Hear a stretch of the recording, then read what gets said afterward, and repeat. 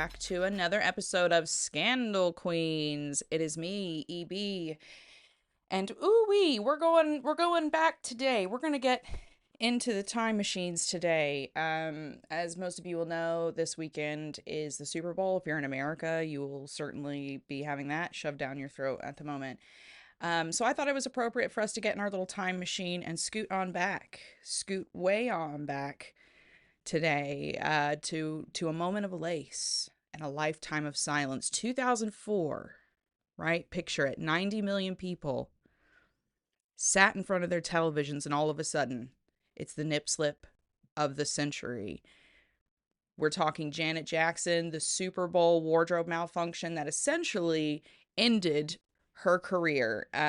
It's an important conversation to have. It is going to be a deep dive. We're going to get into the ins and outs and some of the ironies of some of the people involved in this who are coincidentally, cough, cough, involved in some current events. So buckle up. Today, we are going to be asking ourselves, why did we have to burn a queen to save a prince?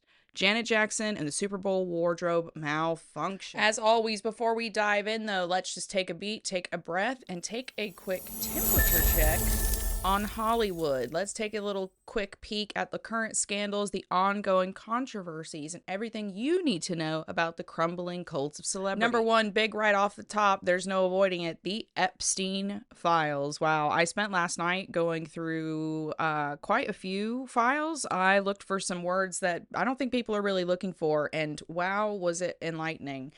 The latest DOJ release of the files, they've dumped like another, I don't know how many thousands of files. And there's a lot of big people named. People are really focusing on Peter Mandelson and Jay-Z, who has apparently disappeared off of Instagram since the mentions. But when I was digging through there, I was finding a lot of other stuff, specifically a lot of dealings with the film industry. There were a couple of really big PR publicist people who are named in there, and they were having these really casual conversations with Jeffrey in 2019, mind you, saying things like, don't worry, I don't think anyone is silly enough to put anything in writing about what's been going on. I'll contact the studios today and I'll call in our bills and payments that haven't been made and accounts that need to be settled, blah, blah, blah, blah, blah. This was from like a leading Hollywood publicist. Let me see if I can find Peggy Siegel. That is the one. There is significant correspondence between Epstein and Siegel throughout the Epstein files. And like I said, she is a big time leading Hollywood publicist. And there's lots of back and forth with her. Again, there's back and forth with tons of people, with lawyers, with people who head banks, with people who are intimately inside of the Trump White House.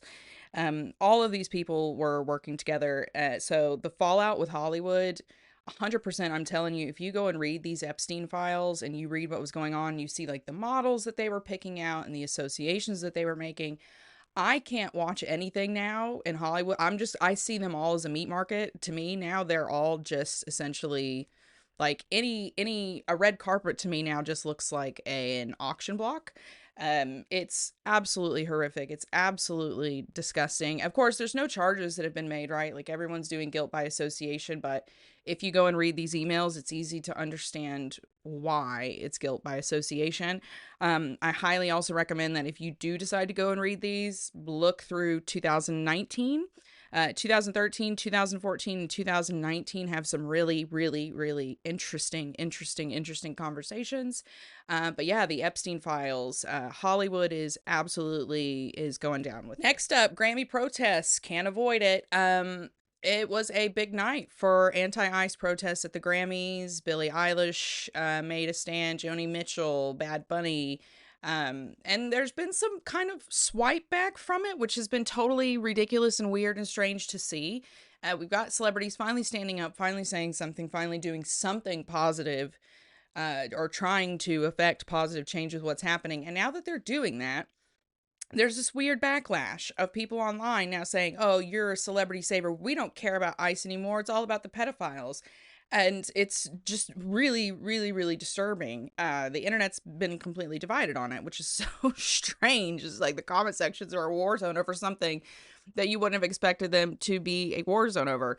For me personally, wonderful, fantastic, great. Thank you. Finally someone is using their power and their platform, and they'll convince people. There will be fans who are so dedicated to them who will hear them say these things that will then go and research things and enlighten themselves or get active or whatever it is within these parasocial relationships that they have with the celebrity. So I say kudos to everyone that used the opportunity at the Grammys to say do something. Now, however, I am also cautious because I don't think every celebrity and the kind of quote unquote machine around them are stupid. Um, it is very possible that this kind of activism is for branding, right? They need to sell tickets, and being quiet is not going to sell them tickets. So maybe being loud will sell them tickets.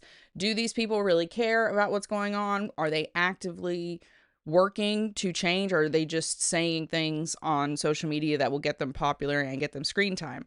I don't know. I would like to give them the benefit of the doubt and assume that these people with these power and these privileges and resources are actually putting their money where their mouth is. So since we're already talking Grammys, I guess we can't really avoid the Chappell Roan nude elephant in the room.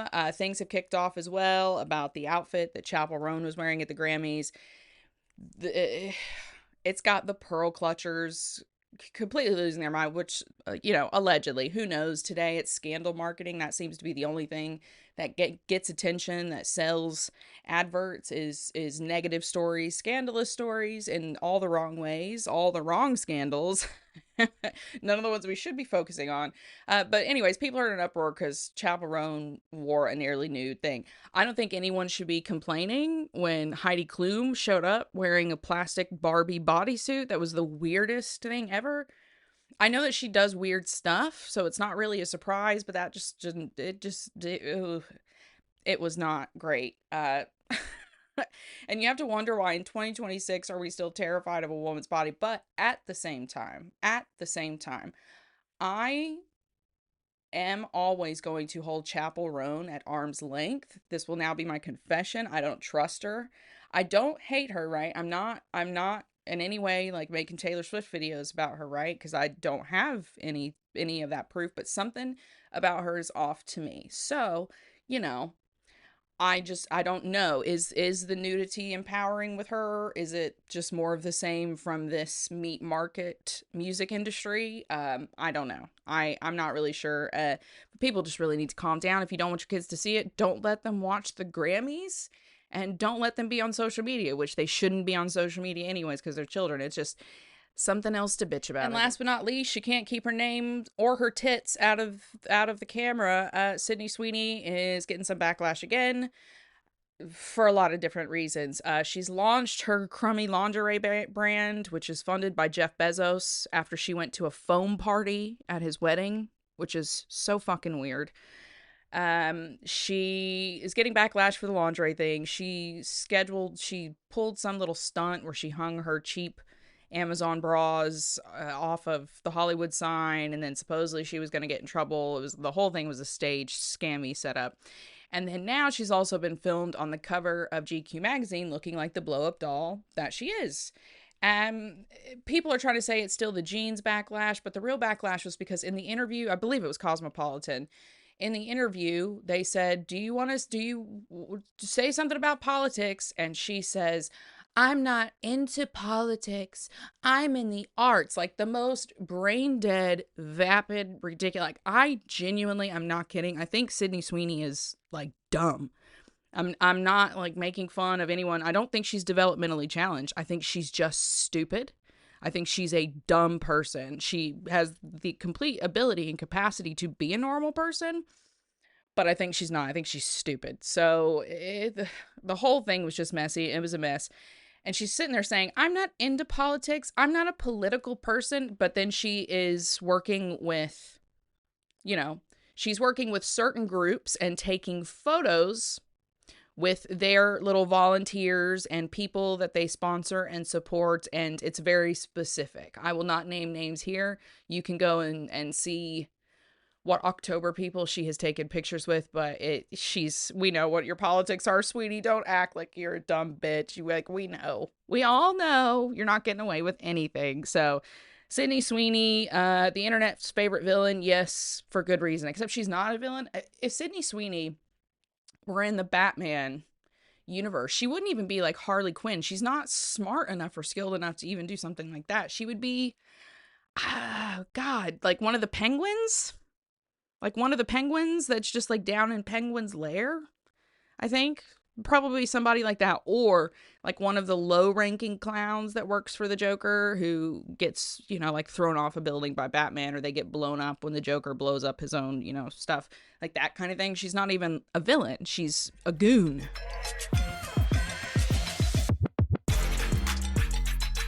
All right, let's get into it. The public execution and destruction of Janet Jackson. Let's lay it all out. What happened? What went down on that February day in 2004? So it was all around the halftime show. For anybody listening to this, you are probably not a Super Bowl fan. You are probably a halftime show fan, much like myself. When I was still there, I used to watch the halftime show every year. I didn't watch anything else, but I would go to my friends' houses, apartments, and we would watch the halftime show, and then do something else fun until the game was over. So this was Super Bowl 38. This is in 2004, and Janet Jackson was the halftime show. Now, you really need to understand that at the time, Janet Jackson was like, she was one of the last like real true celebrities. Like what we have now, it's not really real celebrity. It's manufactured chaos, really. It's staged and it's manufactured, everything about it. But Janet Jackson was like one of the last freaking unicorns, right? She was huge. It's really hard to explain it. It is not like people with Taylor Swift now. And especially where these celebrities are like all online and accessible. She was unimaginably big. She was basically like untouchable. She had hit after hit after hit. Men loved her, women loved her, everyone loved her, everyone wanted to be like her. She was transitioning into a film career, and she could act and she could sing, she could dance, she could literally do everything. And you really need to understand this. I remember growing up, I was being raised in a really racist, bigoted pocket of the world, right?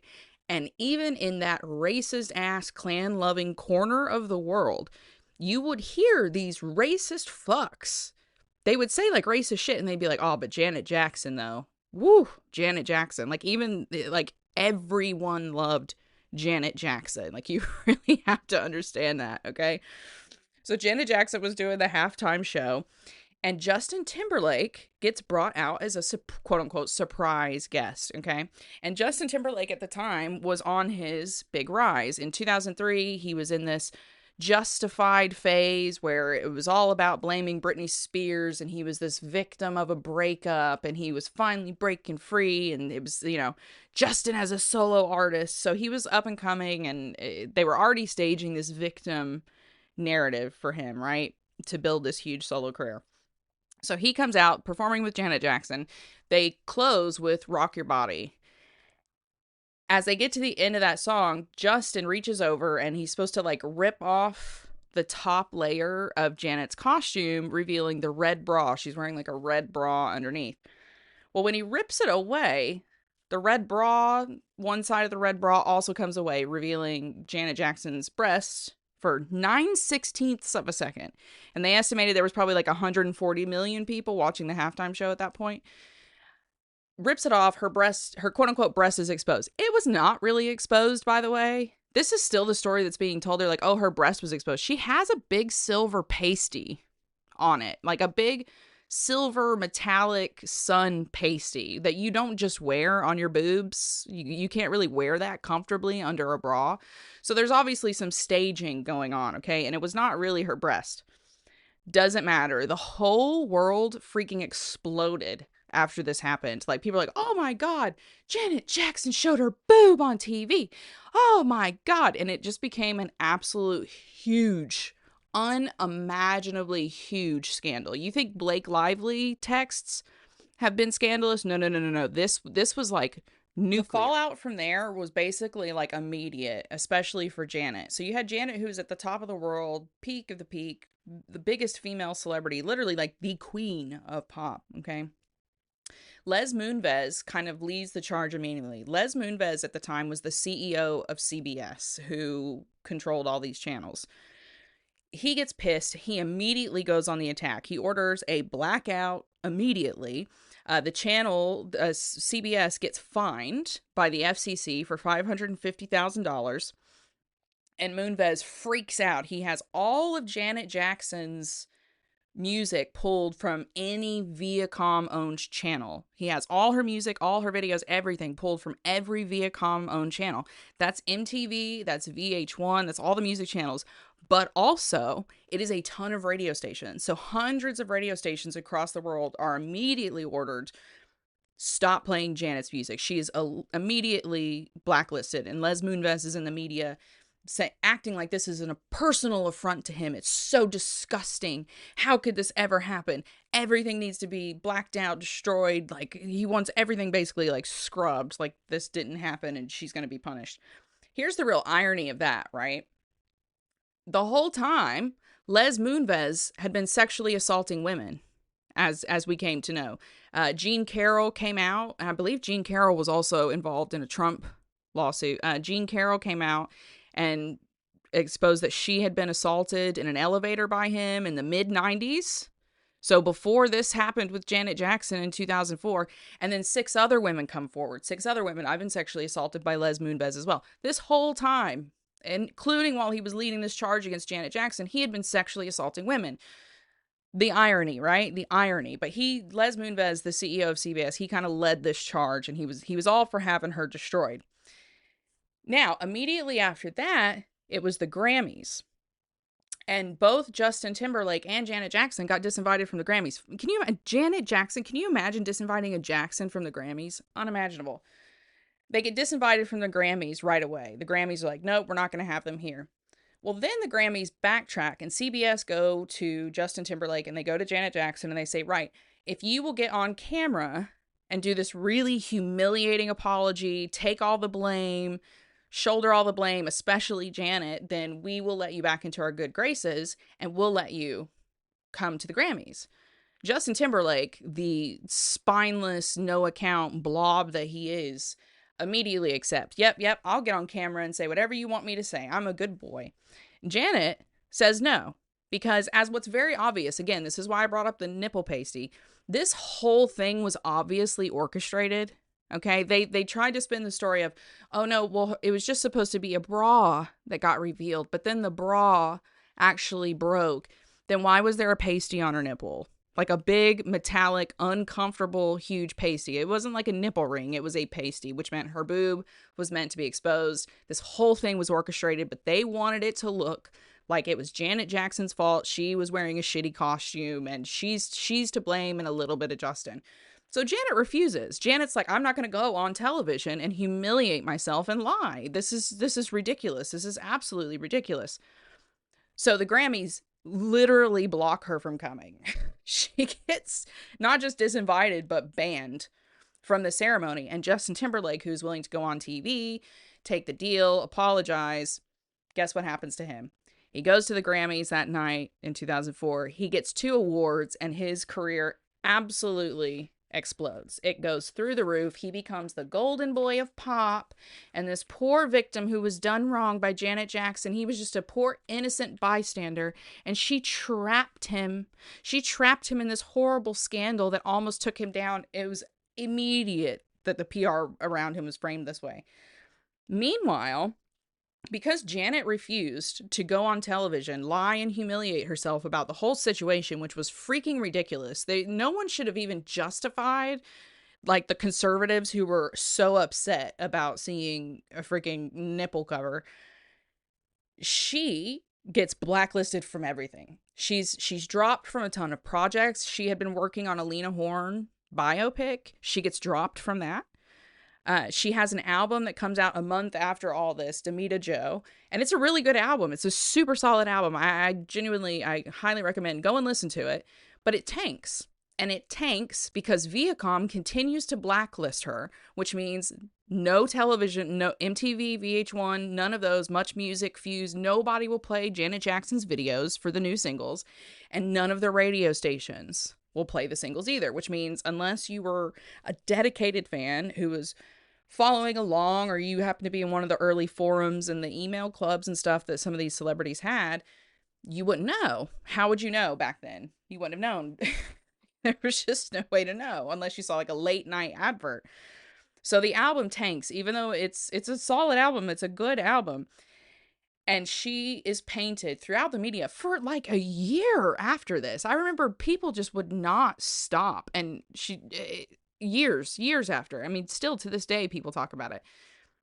But she became essentially this cautionary tale. And we know what that was, right? It was very much like a look at this disgusting, indecent black woman exposing herself and trying to like degrade our children. It was just this ridiculous narrative. And it was very much like a, you better behave and you better not do stuff like this, women, especially black women, because you will be punished. This is unacceptable. The whole thing from top to bottom, just tragic and gross. Janet's career was destroyed from what was obviously like an orchestrated inside job. It was not just her. It wasn't her and Justin that decided to do that. There are choreographers that would have had to be involved with that, wardrobe designers that would have had to be involved in that. And then who tells them to do those things? Managers, producers, agents, right? That those people take orders from other people to do these kinds of things. So it was just absolutely absurd that they wanted Janet to shoulder all this blame and to essentially become the witch that got burned at the stake, which is what happened. They destroyed her. I mean, she's obviously fine because she's a Jackson and, you know, she's not an idiot. I'm sure she's very smart with her money, but they destroyed what would have been this like amazing career. Like imagine the films we could have gotten out of Janet Jackson if this hadn't been done. It just is absolute tragic. So why does this matter now? Why am I telling you a story from 2004 here in the big year of 2026? Is it just because it's the Super Bowl? It's not actually. This still remains a very, very, very important topic for a couple of reasons. Number one is, this will be a shock to most of you, but the Janet Jackson fallout wasn't just about her career and about how women were painted in the media as disposable. Although that's like a big part of it, right? It was also how we started it's the creation of YouTube. It's the creation of YouTube. So the guy who started YouTube because so many people online in 2004 were trying to find the clip of Janet Jackson and Justin Timberlake and they couldn't find it anywhere, that he went and started YouTube to share that video clip, to share that file. Not even kidding. The entirety of our modern video sharing culture, the way we send videos and engage with videos and consume videos, is literally built on the back of a black woman's humiliation. Not even kidding. That's how it started. That's how like the hunger to do this and these behaviors kicked off, which is mind-blowing. And it makes you want to stop and reconsider all the videos that you consume and share and why you do it and how you do it and how that might be used against you, because that is quite telling and quite worrying that the invention of YouTube is built on this literal fact. Now, there was another interesting part to that, and I think it's one that we see affect us still. So despite the fact that it's very obvious that the Janet Jackson Super Bowl incident was a staged moment that was produced by multiple people, what we actually saw during this time was, instead of a technical malfunction, this is when they started coining the term wardrobe malfunction. Now, why is that important? That is important because it shifts the blame from a team of people who obviously did something that backfired onto personal failure. When they say, oh, it was a technical malfunction, you go, oh, it was a team malfunction. But when they say, oh, it was a wardrobe malfunction, suddenly it's just Janet's fault. She dressed like a slut. She wore something she shouldn't have worn, that she should have known that it didn't feel right, or it wasn't fitting right, or it wasn't blah, blah, blah, blah, blah.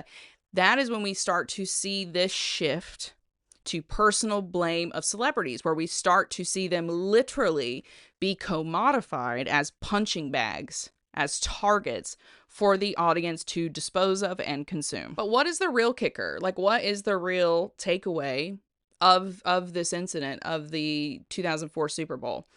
It is this.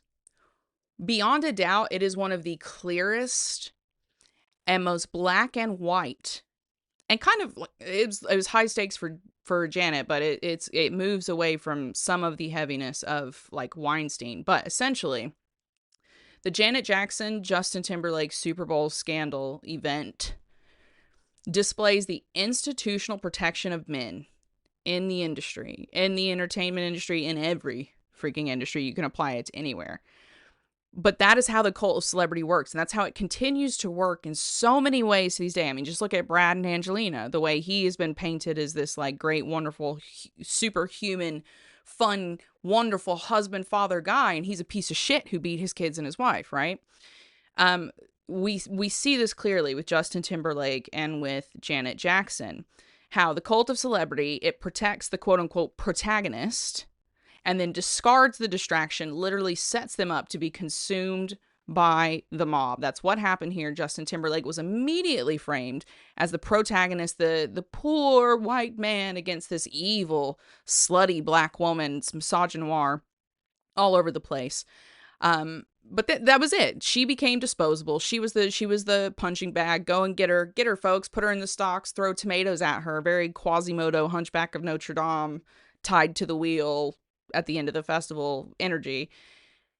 And there was basically no there's been no justice for it.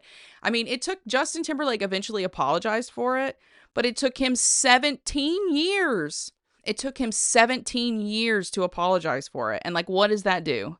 What does that do for the 17 years that Janet Jackson has been blacklisted? And he only apologized after he got shown as he was in the Framing Britney Spears documentary, in which his past behaviors were exposed. He became a liability, and he had no other choice but to fess up and apologize if he wanted any hope of not being stoned to death by the mob, right? So all over the place, he was protected. He was framed as the innocent, as the victim, when it is very clear that everyone, his people, her people, top to bottom, were involved in this and knew that this was going to happen and probably practiced for days or weeks for this to happen. And then when it blew up, when their plan didn't come off the way they wanted, they executed Janet for it. It's just absolutely insane. And that's what I ultimately hope you take away from this episode. Janet Jackson didn't just lose a gig, okay? She was the victim of a high-level corporate vendetta designed to appease a conservative moral panic which never should have even been justified with being addressed. We, as a public, as a people, as a society, used a split-second quote-unquote mistake, a staged mistake, to justify decades of misogynoir directed towards not just Janet, but other black women as well. Okay, this is repeated over and over and over again. We demanded that Janet Jackson be humbled because her success felt too untouchable. And then once she made what we perceived to be the tiniest mistake, it was time to tear her down. It was time to destroy her, not just in the eyes of the people, in the eyes of the industry, in the eyes of everyone. People, the mob, us, the industry, everyone wanted to teach the Queen of Pop that she was disposable the moment she stopped being polite or playing by the rules. And that is something that applies today and that really deserves some thinking on. So let me leave you with some questions for the road. Number one, let's look at the modern mirror. Who is the Janet Jackson of today? Who is our Janet Jackson right now in this moment? Who have we decided is disposable and is worthy of being disposed of because they're no longer playing by the rules? Who is the woman we've collectively decided to punish while her male counterparts skate by? For me, a big one that comes up again and again is Angelina Jolie, but you might have a different answer. Who is that modern mirror for you? Also, something I want you to think about as you go away from this episode. If the Super Bowl incident happened today, would the instant context of social media save a woman like this? Like, would the mob be able to come to Janet's defense if this were to happen today? Or do you think that cancel culture machine would be even more surgical in destroying her and making sure she never comes back again? I don't know. I don't know if I believe in cancel culture because Bill Cosby is out walking free and threatening to do tours every year. So maybe you have a different take. I would love to know. And last but not least, what I really, really, really want you to think about is the nature of forgiveness. Why do we, as an audience, find it so much easier to forgive a man for quote unquote making a mistake than a woman for quote unquote allowing one to happen? That's probably not one you can answer immediately. And that is the tea for today, queens. If you've got some thoughts on who the world is currently trying to execute or destroy, you can always slide into my DMs. Follow the pod over on Instagram at Scandal Queens Podcast. And if you want even deeper dives on pop culture, celebrity, society, things that are going on, you can also follow me on TikTok at The Real E.B. Johnson. Now, for the real OGs, the real fans, you can head over to Patreon. I am currently in the process of building my own little podcast network, and we've got this podcast, Scandal Queens, and another podcast called Nooska that I host with the lovely Connie Facer. And you can head over to patreon.com/Nooska if you would like to support this podcast and help us build our little vision and kind of grow. For everyone else, hope you enjoyed the episode. I hope I've given you some food for thought, something to think on, something to consider as we roll on towards Super Bowl Sunday 2026. And thank you. Thank you for listening. Thank you for being here. Thank you for supporting me. I really appreciate it. So if you like what you heard, don't forget to head over to Apple Podcasts or Spotify Podcasts and leave a little 5-star review. It just helps the other weirdos find me and find the good word. And of course, I am on Substack if you really want some mean looks at the things the celebrities don't want you to know. For everyone else, I'll be back next week with another great episode, and I hope to see you there. Keep your secrets close and your receipts closer. Stay scandalous, queens. Bye-bye.